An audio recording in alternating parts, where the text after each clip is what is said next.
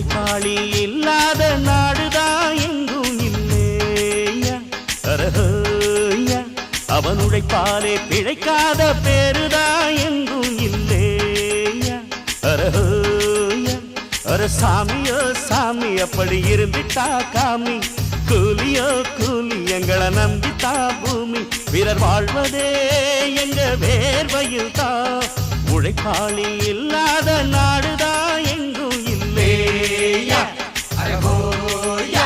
அவன் உழைப்பாலே பிழைக்காத பேருதான்